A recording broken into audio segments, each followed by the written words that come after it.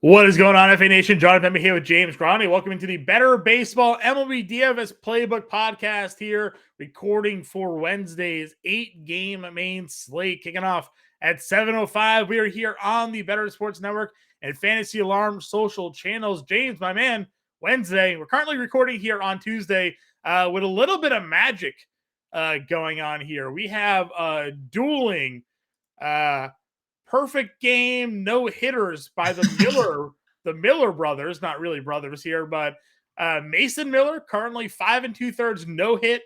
Bryce Miller 5 perfect innings here, 8 strikeouts. James, you and I obviously discussed the 4K price tag on Bryce Miller earlier today when we were recording and on the live stream on Tuesday. We put him in our lineups.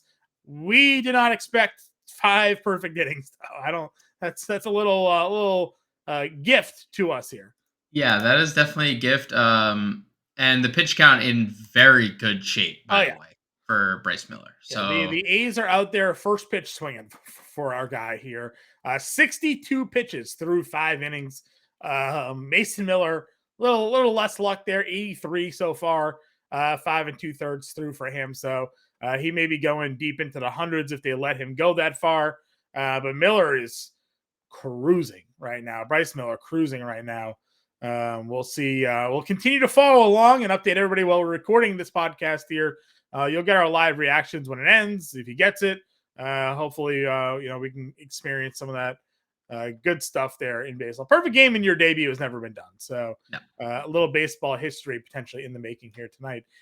James, we have 8 games as we discussed here. Coors Field still on the slate for this one as well. Milwaukee, Colorado. Looking at the pitching here, again, a good mix of top tier guys and middle of the rotation. Feels like Kyle Freeland pitches every other day for Colorado, but you and I obviously we do this podcast and live stream and playbook like every day, so we just run across Kyle Freeland frequently. He is on the slate for Colorado. Eric Lauer's pitching for Milwaukee, so that'll be another game where we look to target here today. Yeah, and we could just hop into Vegas. Eric Lauer is favorited against Kyle Freeland in the Colorado Rockies on the road, -120 over on DraftKings Sportsbook. Logan Gilbert is the biggest favorite on the board, -170. Alek Manoah, -145 against the Red Sox. That's an interesting matchup. Shane Bieber, -140 on the road. Bieber hasn't been great, but that number, Yankees. yeah, I could see that number rising by the time we get closer to lock when we come back live at 5 o'clock Eastern Standard. So, Logan Gilbert being -180 is the biggest favorite is a little interesting. When we look at over under, it was 11 in the Rockies in Coors Field on Tuesday. That vastly disappointed. 5 total runs so far as that game comes to a close. Opens at 11.5 between Lauer and Freeland. That is clearly the slate high number. KC and Baltimore, Kyle Gibson versus Zach Greinke is at 9.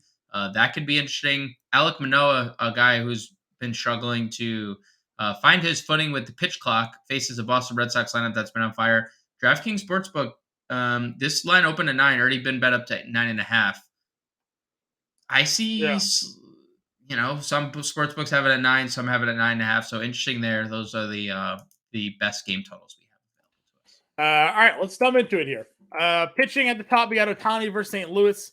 Dylan Cease at home against Minnesota. Shane Bieber against the Yankees. Stroman against Washington here. As your 9K and above tier. I key in on Bieber. We've just been talking about it. The way the Yankees lineup is right now, just pitch everybody against them. Yeah. I mean, it honestly doesn't matter, right? We've seen pitchers of various levels of what we consider to be talent all just have success. BB today was the same way. Quantrill before that. Bieber now, there's just nobody in that lineup. And who's to say on a Wednesday that maybe the Yankees even rest somebody else, right? Like if they can even afford to do it. So sure, it's great that Ohtani's on the mound. I'm not paying 11.4 for him. I'd rather just pay 9,500 for Bieber here. Yeah. Look, I have obviously no problem getting to Ohtani. The last start was the first disappointing one he's made. I mean, excluding the game that he left because of rain, but there was rain in the forecast that day. Cease, coming off his obviously worst start, you can go back to the well. I think he'll be a little contrarian wedged in between Ohtani and Bieber, but I do think Bieber is the play. I mentioned he had been struggling, and I say that lightly. Like, he's been good. He just hasn't been as dominant in the strikeout department. Just one game with more than 4 strikeouts. I think that's a little surprising that he's not missing bats. Yeah. But he's keeping the ball on the ground a whole lot. Like, everything is on the ground. No more than 5 fly ball outs in any game this year. Coming off, 7 innings his last time out. Good pitch counts, deep into Yeah, games here. You faced the Yankees already, 7 innings, 2 earned, 4 strikeouts, and that was like a healthy Yankees lineup, right. right? A different team Different for team sure. here. So yeah, for me, that this is just the pick on spot. We're just for me, it's Beaver. I would rank them. I would still probably. I still think the other two guys might have more upside, just given where Bieber's been strikeout potential Sure. this year versus the other two. Well, I Cease still hasn't been all that great strikeouts, but that's mostly because he's not pitching deep enough into games. that's yes. He opened the season, right on Right. par with what he was last year, and then it's kind of fallen off. But I would probably still rank Otani first, but obviously saving $2,000 getting Oh, Bieber, that's where it's for me. Like, I think you're right. Otani probably the better pitcher for sure, but I mean, 2 grand in that matchup, like sure. that just kind of takes it. Kirby, I don't generally, look to fade, anyways, and now he's getting a spot against Oakland. So, I mean, again, Yankees, Oakland, they're basically the same team at this point. So, why not? I worry about his strikeouts sometimes too, but he is coming off 7, and it's Oakland, so there's a strikeout bump to that matchup. So, like starting a lot of lineups here again with a Bieber, Stroman, maybe in Kirby, like that feels pretty strong. Yeah. So I definitely like Stroman. I like Kirby a whole lot. And I think we're gonna see George Kirby. I don't know if he's gonna be the most popular pitcher, but I think it's gonna be if he's not, he's second. Like, he is going to be the highest owned pitcher or the second highest owned pitcher Yeah. on DraftKings at 8,500. So I love Kirby. I think Stroman's a nice pivot off of Kirby because he's more expensive, but he has as good of a matchup as George Kirby does. People just probably are like, "Well, I could save $600 and get to Kirby." Well, sometimes that's not always the correct. Right. Just saving the money isn't always the correct decision. So I think Kirby is 1A of those two guys, but I do think Stroman is quite interesting as a pivot. Yep, I agree with you there. I don't know what to do with Alec Manoah. The Red Sox Dude, lineup just feels like it's too tough to go against right now. Manoa had that great. John, it's I, ended. I saw Perfect. Tony Kemp, Tony ladies and Kemp. gentlemen, with a single ground ball up the middle. Uh, you know, Hats off, though. Hats yep, off to yep. Great start. 5 1/3, 1 hit allowed, 9 strikeouts so far. Only 70 pitches. I mean, I don't think they're going to pull him anytime soon. Still, but still have a no hitter on the other side of the game, by the way. right, right. Like Miller at 87 pitches here. Mason Miller at 87 pitches with a 6 inning no hitter. So MLB.com just flipping the tag from It's a no the hitter. game to the no hitter. So, anyways, back to this Manoa spot here. We worried about the walks. He walked 4 against Seattle. It's Yep. kind of labored through that game there. I know you mentioned he's a pretty big favorite. I'm not going there with him, even at $7,200. It's probably a no go for me. Yeah, there's rumor circulating that he's having trouble adapting to the pitch clock. So, Could um, could I certainly be think, it. yeah, I think that's it. It's a really tough spot. Look, we've said it for 4 straight starts. He's better than a 7K pitcher. So if you want to go there, you can. The way Boston's hitting right now, it's really scary. Yeah, So they're gonna throw 8 lefties at him tomorrow. yeah, I So mean, it's gonna be tough. It's just like we know the talent doesn't match the price, and sometimes I'm okay with taking a shot on talent. But I don't know if that's the case with the way that they've with Boston's bats. What are your thoughts here on Louis Varland? Um, First start of the season against the Yankees, 6 innings, 3 earned runs, all of them off home runs, had 8 strikeouts. Now he's running up against the White Sox lineup here today.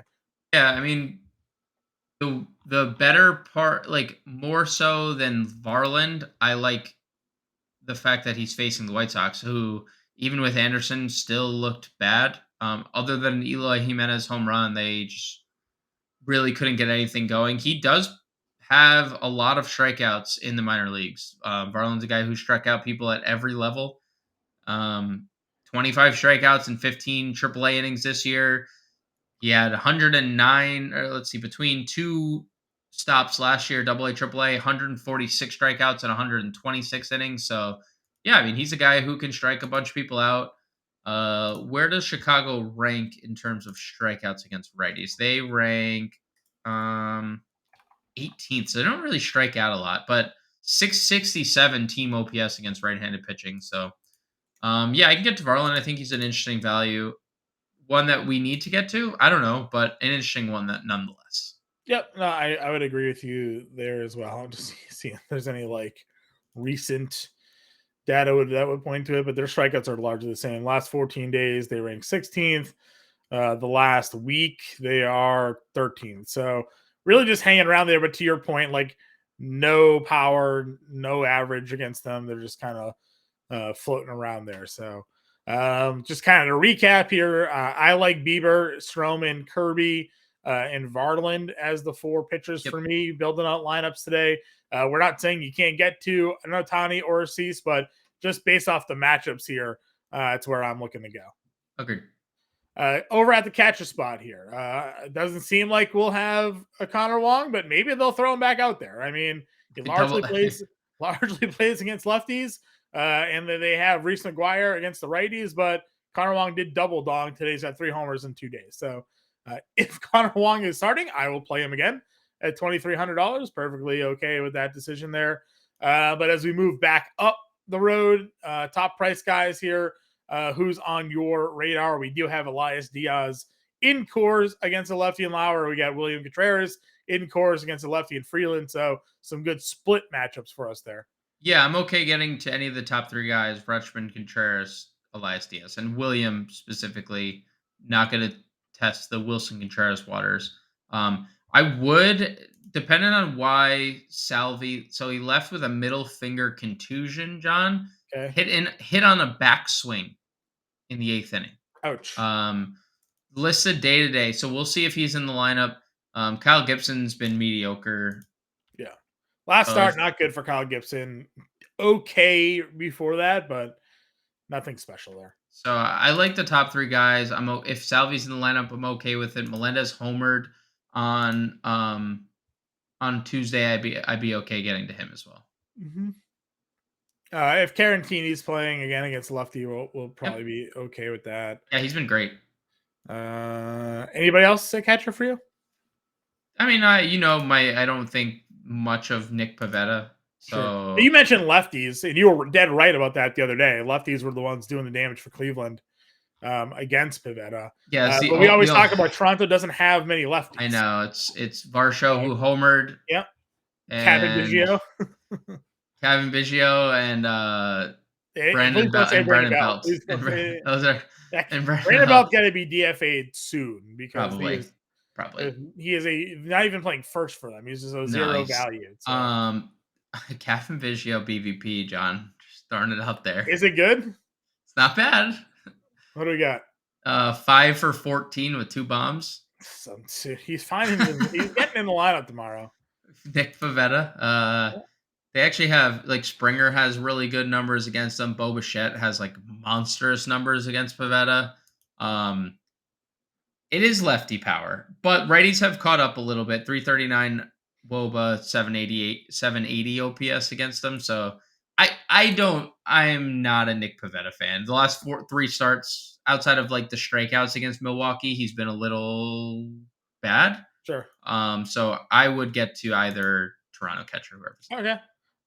Move on over to the first base position then here. Vladdy obviously at the very top. Crone versus lefty. If you believe he eventually comes around, then it's there for you. Mountcastle just had another monster day here today. 2 home runs, 5 RBIs, or at least the last I checked. Maybe he's added on since then. He had a double. Gets Greinke, so it's not the lefty righty matchup that we like for Mountcastle, but Greinke we know is not hasn't been very good here. Anybody else in this upper tier that you're sort of keying in on? Yeah, righties crushing Greinke, lefties crushing Greinke. So whoever you want to use against them, by all means. So like I'm good with Vladdy. I'm good with Crone. I'd be tempted to use Rowdy because I believe Freeland stinks against lefties too, right? No, actually, wow, he's been really good against lefties this year. Hmm, Probably a hard pass. I take back my initial interest in Rowdy. Mountcastle, you mentioned. Oof. Probably not. Lefties against Clark Schmidt. So I know I get it. I know I keep Well, we mentioning the tried that last Guardians. time against the Rangers and it didn't work out. It So didn't work out. It didn't work out. The numbers still suggest that like Clark Schmidt is a bad pitcher against left-handers. I'm trying to get them. I mean, listen, he's in Yankee Stadium, so to be bad against lefties in Yankee Stadium is not a good idea for you to be. So if you, I mean, 1200 OPS, 526 WOBA against. you know what? Naylor's starting to heat up. 324, 833 OPS, 500 slug the last 10 games for Naylor. So, maybe. I mean, Josh Bell only a 235 average, but 852 OPS, Right. 471 slug. Sucks that they're both only first base I know, of eligible, course. but listen, if there's a spot, it's that. So, Okay. Okay. um, I'd be in for both. yep, Uh, Pasquantino 3,800 against Gibson. yeah, I think that's actually kind of interesting. The Royals, we gave like a little rub to the Royals on Tuesday's show, and Mhm. like they had a big game. They are better than what they're showing. Lefties I've been against. saying that for a bit, but it's after you get past like that four It spot, their is. It lineup is really is. terrible. So lefties against Kyle Gibson this year, John. 328 average, 970 OPS, 419 WOBA. So maybe we're not stacking Royals, but Melendez and Pasquantino mini stack could be Sure. interesting. Yep. I think it's possible. Let's see here. Anybody else for you? Brendan Bell. I'm Just kidding. assuming you're kidding. I am. I sure. Eric Hosmer is $2,200. Yeah, if he corrects the lineup. All right. Second base. Nico Horner's 5,300. Man, I don't know about that one. Price is only going up. I don't know about that one. I mean, Jimenez is going to hit lefty 4,500 against Schmidt. Hasn't been playing well, to say the least, but it's a matchup. It is a matchup. And if he gets on, he's a stolen base threat. Yeah. I mean, maybe he's pressing a little bit because all that money. Ramon Urias, so every time he faces a lefty, I'm like, oh, it's a good spot. And then I check his splits and like he's not good against righties. I mean, good against lefties. He's facing Greinke at righty here. So maybe Ramon Urias here. Better splits for him against righties this year against Greinke. Yep. Owen Miller probably gets in a lineup against Freeland here at 3K. At that point, John, Ramon Urias 325 Yeah. average, 399 WOBA against righties. Yeah, no, I always confuse him with Luis Urias when it comes to the lefties, and I'm like, I'm always stuck. I'm like, oh no, he doesn't hit him left. He doesn't hit lefties well. Yeah, Ramon 3,200 against him is pretty decent. Valdez probably gets back in the lineup. Emmanuel Valdez, $2,400. Yep. Hits now in 4 straight games, 3 doubles and a homer the last 4 games. Kid's just hitting, dude, and a little stolen base to throw in. Dude, he's an offensive first player. He doesn't terrible defensive player. So if you like Boston here, that offense is starting to click a little bit. We talked about it. They're WRAA. They were number 1 in baseball. So over the last like 2 weeks. So it's like weighted runs average, so they're right there. That's it for me though. Same. Kevin Biggio, $2,300. Third base. Devers, $5,900. So funny. Chapman, Ramirez, all up there as your top 3 guys. Yeah, Probably in on all of them.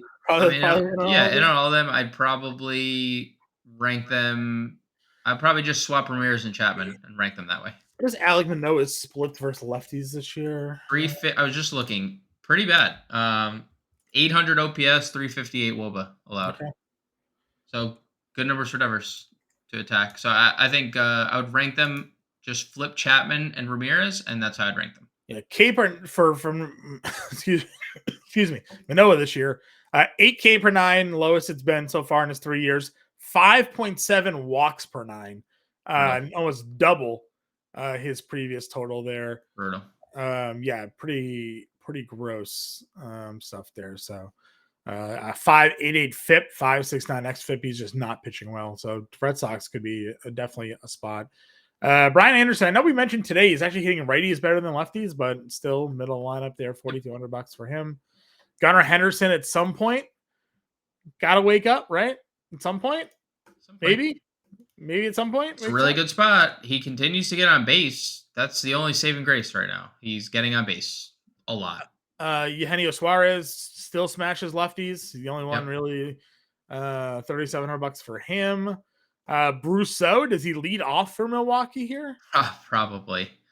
That's gonna be a tricky spot because he's gonna be 3,500 leading off or hitting in a prime spot. And then it's gonna get pitch hit for 2 at bats. And then if he doesn't do damage in his first 2 at bats, does he see the light of day after? It's a tricky spot to be in if you're using Mike Brousseau.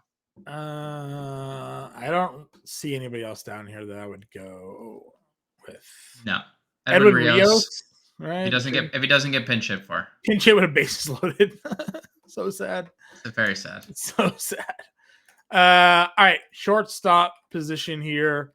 Doesn't he got pinch hit for another lefty too? Like it didn't even make it just didn't even make sense. It just didn't even make sense. Adames 61, Bichette 6K, Witt homered tonight, 5K for him against Gibson. Mateo's up to $4,900 against Greinke. I mean, it's still too cheap. Still too cheap. Dude, a 50-mile-an-hour ephus from Greinke. How many stolen bases on that one pitch did Mateo get? 2? One on the one pitch. Might just score from first on one pitch. I mean, jeez. He's crushing righties too. He has a I was just looking at it. I wanted to give him his flowers when we got here. Now I can't find it. 333 average, 437 WOBA against right-handed pitching this year. Greinke getting crushed by lefties. 321 average, 920 OPS, 390 WOBA. Crushed. That is. Jorge Mateo is. Oh, Jorge Mateo is not a switch hitter. I forgot. No, he's not. But again, we're looking at the stolen base thing. To the Bichette point as well, another guy with great BVP versus Pivetta. 417 average, 2 homers, 750 slug, 1230 OPS, and 24 ABs. So, Blue Jays are going to be. I think the Blue Jays are going to be pretty popular. That's going to be a pretty popular pivot off of course. Yeah. Moving along here, just a quick update on that Seattle-Oakland game. Mason Miller still no hitter through 7 innings now. 100 pitches though. So if you're Oakland, do you let your young pitcher who barely threw any like minor league innings this year? It was a quick call up. We kind of were wondering what the heck was going on here. 100 pitches through 7 no hit innings. We'll see if they pull the plug. Bryce Miller gave up a run last inning, doubled to Estory Ruiz. 2 hits and earned 10 strikeouts through 6. He's only at 81 pitches, so I would imagine they'll keep sending him out there. Yeah, we'll see. I think you got to take Mason Miller out. Yeah, probably at 100 pitches. All right, shortstops down below. Who's on your radar for value? Nobody. Zach Nato. Yeah, it's does he hit 9th? Does he hit 9th now that a righty is pitching today, or does he go back? Does he just hit leadoff? He's been hitting leadoff the last couple of days. I think it's more Taylor Ward centric than it is because Taylor Ward until Tuesday homered had been doing nothing. Sure, and being a 0 for them at the top of the lineup. Okay. Let's go on over then to the outfield spot. A lot of options here. Said Mole, 6K. Very expensive. Very expensive. Springer, part of the Toronto crew. Yep. Has really good numbers against Pivetta. Yoshida hit his 5th home run tonight. Guys really starting to get locked in. Verdugo, 47 with the walk-off the day before. I mean, it's lining up to play those 3 outfielders right there, right? Yoshida, Verdugo, Varsho. Yeah, we're gonna have a lot of Boston. I feel like this is gonna be this game. This is your pivot off of Coors. Yeah, I mean you could probably afford Boston with Coors, truthfully, because Boston's pretty cheap compared to I mean, Yoshida Verdugo not, but we're gonna get Jalen Duran, who's still cheap, and Yeah. Bryce Miller, by the way, officially removed from the game after 81 wow, pitches. So, debut 81 pitches. That's kind of surprising. I'm yep. not gonna lie, that's kind of surprising, and that makes, I mean, guarantee Mason Miller's out of the game. You would think so. I don't know what Oakland at 6-23. Maybe they're just looking to get the fans excited. I'll go back to the lefties for Chicago again. Happ and Bellinger.